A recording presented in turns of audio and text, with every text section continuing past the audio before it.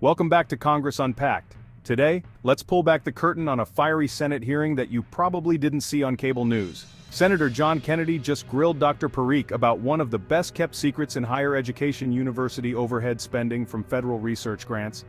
Kennedy started with a simple truth: nobody's against biomedical research. That's like saying you're against puppies or clean air. Dr. Parikh, am I saying that right? You are. Thank you.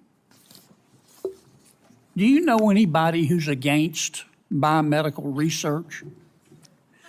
I do not know anybody that's against biomedical research, but I know some. That's like being against children, isn't it? It is. It's like being against world peace, isn't it? It is. It's like being against golden retrievers, isn't it? There's some people that argue there. Okay. Well, let's get that out of the way. But here's where things heat up. Kennedy wanted to know why so much of our taxpayer money, meant for cures and discoveries, is ending up in university overhead. Translation? Money being redirected to things like administration, fancy buildings, and believe it or not, sometimes even yachts. Parikh admitted, yeah, overhead's expensive, but, he argued, if you cut it too much, universities might have to lay off researchers.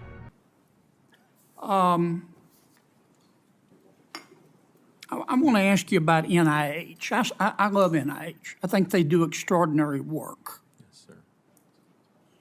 But isn't it a fact, if NIH assigns way too much money for overhead, that money comes out of the basic research? Isn't that the case? Senator, both those things are providing funds for research. And I agree with you that we need to make the administrative burden and the costs associated with it as low as possible, because we do want as much to go to Well, why research. can't NIH live with 15% overhead? Yeah. Senator, we have had a partnership that's been going on for 75 years in this country. Yes, sir, but why can't NIH live with 15% overhead? At this point, what that would do is actually turn institutions like the ones we've heard about here, it would actually make it to where they are laying off researchers and the support folks who are supporting them. Kennedy didn't accept the explanation.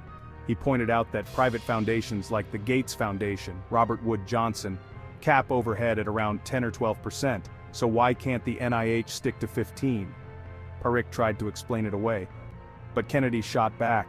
Those same universities are sitting on massive endowments. Shouldn't they be able to cover their own costs? Foundation, when they make grants, they limit overhead to 10%, don't they? They do, sir, but that is apples to oranges because they count different things. And the in the Roberts overhead. Woods Johnson Foundation limits overhead to 12%, don't they? They do. Again, apples to oranges because they count different things. Isn't it a fact that the universities that receive the most money from NIH also have the biggest endowments? I haven't checked that, but it probably is true, Senator. And I agree with you. There are challenges that we need to work on. Well, let's take Harvard. Then Kennedy brought out the receipts. Remember Stanford's infamous scandal? Research dollars used to renovate luxury homes, pay for shopping centers, even cover the depreciation of a yacht. Ask you about one of the worst abuses I've ever seen. It was at Stanford. Yes, sir. Stanford was spending 74% of grants from NIH on overhead. Remember that? I do, although I was in high school at the time. Yeah. Yeah. Well, I wasn't. and they audited Stanford. Yes, sir. You remember what they found? They bought a sailboat. They found that Stanford was spending some of that money to pay the salaries of the employees at a Stanford-owned shopping center, didn't they? I don't remember that part. No, I do. But yeah, okay. They found that Stanford was spending some of that money that was supposed to go to research, ladies and gentlemen, to renovate the president's home. Yes, sir. Didn't they? I believe so, Senator. Again. And to renovate the vice provost's home, too, didn't they? I believe you when you say that. Yes. And they also charged, Stanford took NIH research money to help children and applied it to depreciation on a Stanford yacht, didn't they? Yes, sir. Again, when I was in high school, sir. Now, Does NIH audit every year the way these grants are being spent?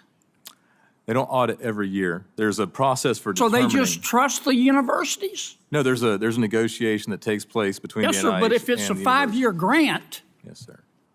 and they agree on indirect costs, they don't audit it every year. What if the universities lie to them? That is absolutely a possibility. Once money hits the university system, he said, it's fungible. It can move anywhere, and with the NIH rarely auditing, abuses slip through. Kennedy's point was blunt. Every wasted dollar is money stolen from real research. He made it clear, being tough on overhead isn't anti-science, it's pro-accountability and pro-cure. As the gavel dropped, Kennedy summed it up. My mama didn't raise a fool. And if she did, it was one of my brothers. What does fungible mean? Fungible means that you can move money from one place to another. And money's fungible, isn't it? Money is fungible. I'm ready to have a productive discussion. I've got to go to another committee. Maybe you'll have it today. I haven't heard it. Yes, sir.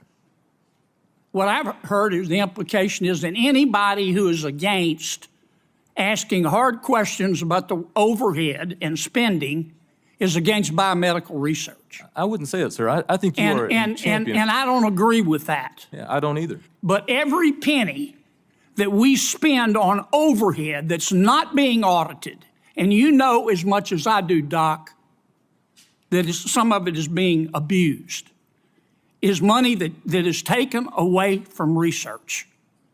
And that's just a fact.